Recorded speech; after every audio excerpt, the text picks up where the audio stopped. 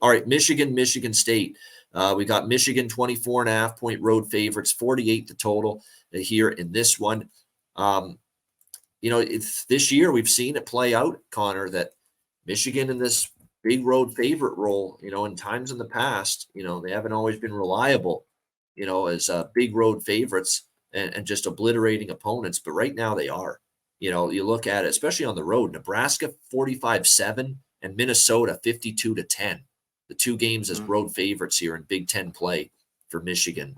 There's Michigan or nothing. I'm not stepping in front of Michigan right now. It's just not going to happen. Now, they don't have a look ahead because they have a bye week after this, and then they play Purdue on November the 4th.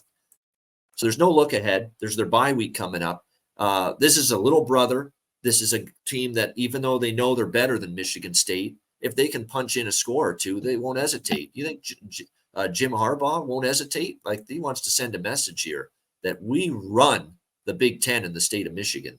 And they are good enough, Michigan, probably to maybe roll over this Michigan State team, which did cover the number against Rutgers. But, they lost 27-24. The defense falls apart. The offense is still very, very much a work in progress. Although I did see some improvement. They finally made a change here and went to Hauser at quarterback last week for Michigan State. And he actually played better than anything I saw to Noah Kim. That is for sure. Oh, yeah, me too. No question about that. And 18-29, 2 touchdowns, 62% completions. But let's see you do it, kid, against one of the best defenses in college football here with what Michigan has. I worry that it's going to be like the Minnesota game. This is still a young kid, Hauser. Yeah, early interception, return for a touchdown. That's what they did to Kaliak-Manis in that Minnesota game, Michigan. And then once you're trailing early to Michigan, it's like you're swimming upstream for the whole game. So, yeah, look, Michigan has shown you clear as day the last several games. They're willing to run up scores and beat the hell out of their opponent.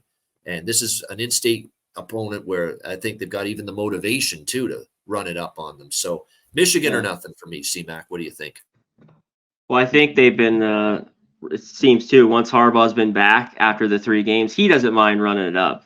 When he was out, they kind of were easing. There were some covers there. It was like 30-7. This rivalry that always was good. And Michigan State, not only cover would beat them regularly, in the past 20 years. Last year, I think this game similar to last year was 29-7. I did like the change with Hauser, and it was long overdue.